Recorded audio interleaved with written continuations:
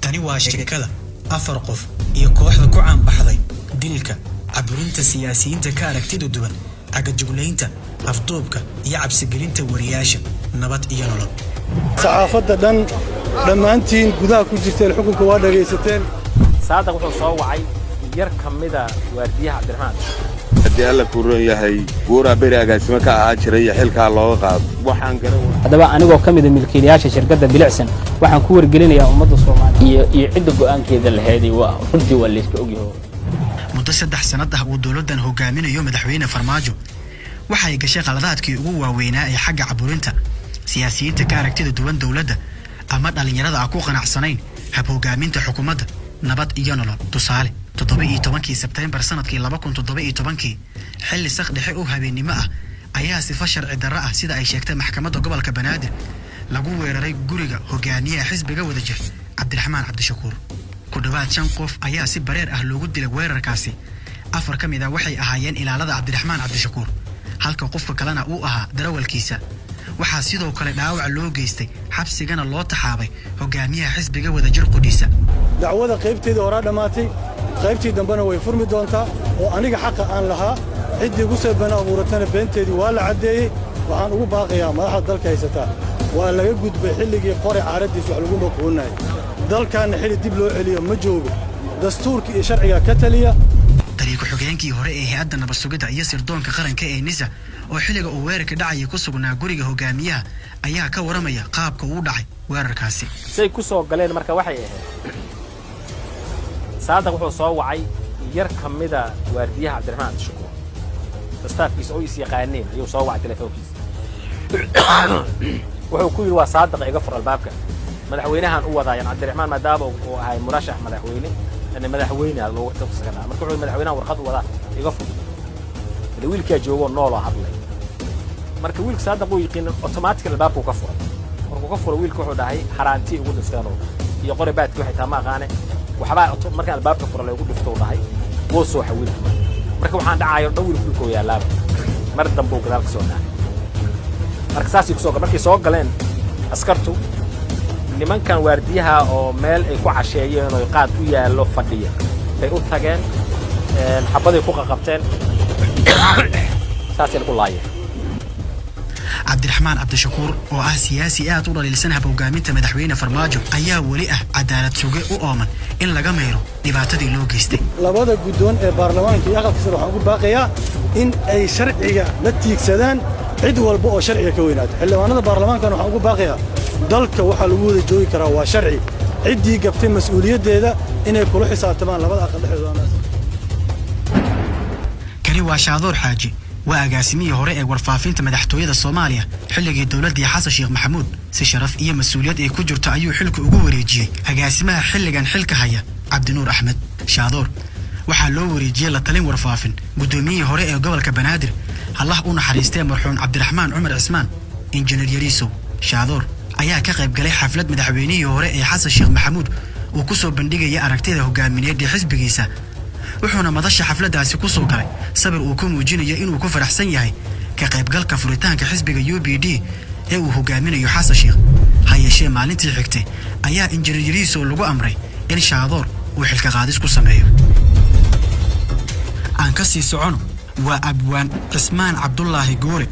si kale haddii aan u dhigno waa maariyihii hore ee golaha murtida iyo madadaalada ee tiyaatarka qaranka walina ma aadan fahmin aan sii jilcino waa hal abuurihii hal heeskii ficil ahaan u hirgalay ee isxilqaan oo hadda lagu dhisayo xarumo badan oo ay dawladdu leedahay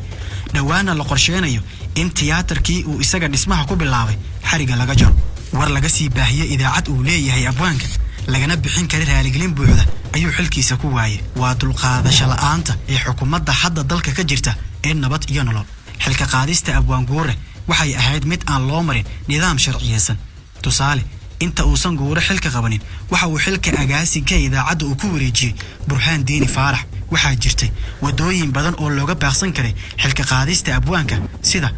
in sharciga ay ku kala baxaan wariyihii ama taftirihii sababtu u ahaa baahinta warkaasi laakiin lama sameyn intaas waxaa loo bareeray abwaan goore oo dalka turkiga jooga in si lama filaan ah xilka looga qaado. anigu raadiyo kulmiyada intaan maareeyaha la ii magacaabinaya agaasimo ka ahay maareeyaha markii la ii magacaabana haddii alla kuurin agaasimo kalaan xilkeedii ku wareejiyey maamulo kama ihi waa raadiyo madax bannaan oo magaalada ku yaalla marka haddii alla kuurin war uu sheegay in la yiraahdo haddii alla kuurin yahay guura beri agaasimo ka ahaa jiray xilka looga qaado waxaan gara waaye laakiin haddana waa ku qanacsanahay in la iga qaado sababtoo ah marar badan ayaan la kulmay dhibaatooyin badan oo madaxweynaha iyo ra'iisul wasaarahaba ay ugu qabsadeen war idaacadda ka baxay ama haddii alla kuurin yahay barnaamijyo sheekooyin oo idaacaddu ay samayso. kani waa Cabdiwali Ibraahim Aadan Garyare muddo badan uu warbaahinta ku jiray ka sokow waxa uu ahaa nin waqti badan qurbaha ku noolaa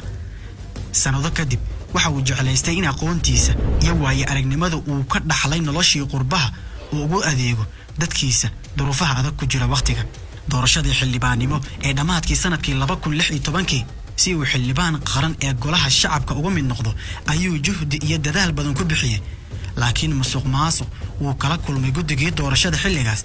iyo cadaadis kaga yimid maamulkii galmudug ee uu talada u hayay Cabdikariin Xuseen Guuleed awgi way u suurtagali weysay rajadiisii ahayd in uu ka mid noqdo tirada 275 ka xildhibaan guuldaradiisii ma aysan niyad jibinin muddo kadib wuxuu keenay hal abuur ku cusub guud ahaan geyga ay degto Soomaalida taasoo ah shirkad isgoysyada magaalada caasimadda ee Muqdisho ka dhista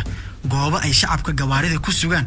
ayuu maal iyo maskax ku bixiyay bilicsan oo ah magaca shirkadiisa wuxuu ka hirgeliyay qaar ka mid ah degmooyinka gobolka Banaadir iyo magaalada Garoobe oo caasimad u ah dawlad goboleedka Soomaaliyeed ee Puntland in uu dhaliilo siyaasadda xukuumadda nabad iyo nolol haddana waa nin aragtidiisa ama fikirkiisu cad yahay wuxuu rabana in uu ku hadlo aan cid kala gamban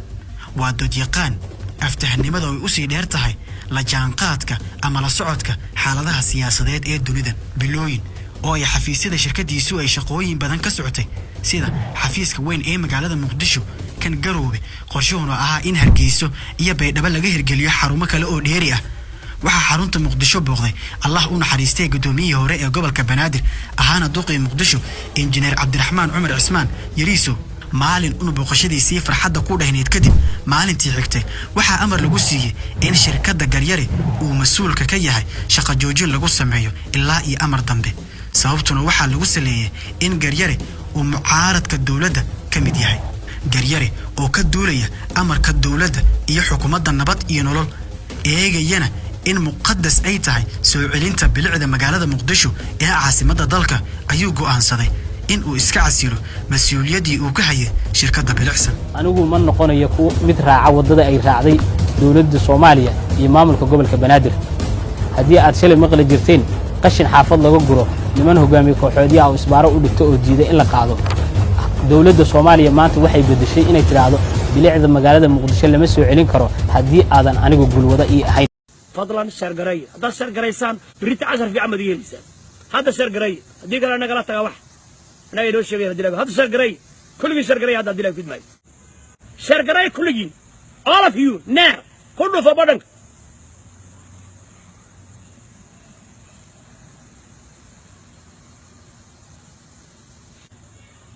arafkayga aan xiranaya anigu dilay fid waxaan isbay soo dhooban ilaa waa been